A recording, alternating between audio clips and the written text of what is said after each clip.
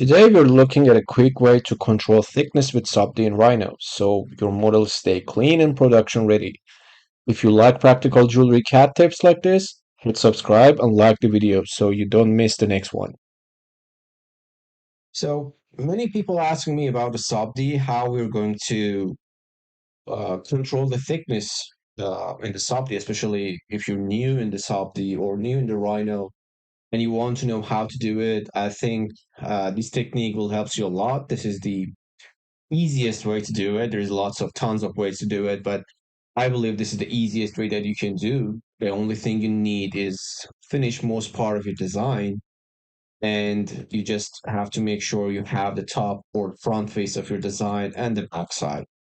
And you're going to hold the Control Shift keys on your keyboard and click on the back side of your design, select them and extrude them. Don't move them or relocate them. Just use the extrude for that. And then hold the Control Shift again and remove these parts.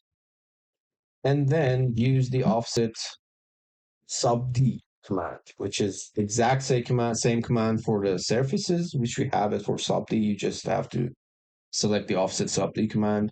Flip them to the inside or outside. It depends on your design. Distance, solid, must be on yes if you need the thickness. And both sides, in this case, I will put it on no because I don't need the offset on the both side.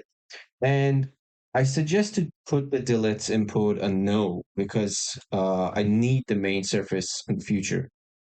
Run the command and lock the new object which you made and select the surface which you have been made at the beginning and put it in a different layer with a different color and make some name for it. For example, I don't know, maybe a base. The base is the first step of my design. Then I'm going to turn off the layer, and whenever I need to make any changes, I'm going to bring it back, do the changes, and do the offset command again. So I keep the surface and go back to the new design. I'm going to unlock this part. So if you remember, it was short. It had extra some height to be added to the design. So I'm going to draw a line from 0 and extrude it with a gumball or whatever you want you can do, just Boolean difference. And it's automatically turned into a poly surface, which is have a tons of surfaces, which is very difficult to edit, especially if you want to add offset to it. So that's why I keep the main surface in the SubD version. Whenever I need to some changes, I just remove my new object. I add some changes to this part. Let's say I'm going to make it like this. And then again, I will run the command offset SubD, flip. I have the thickness. I'm going to bring back the object to the main layer, turn off the base layer, and now you have the thickness. Again, you have to go to the front view, use the line,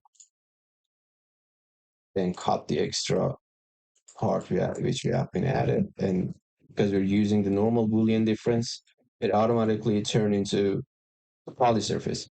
This is the fastest and easiest way that you can control your design, and it's kind of useful. I'm using it in many designs that I'm working on SubD. I hope it will be useful for you guys as well. Uh, and if you have any other question, you can ask me in the comments. And see you soon in the next video with the new tutorials.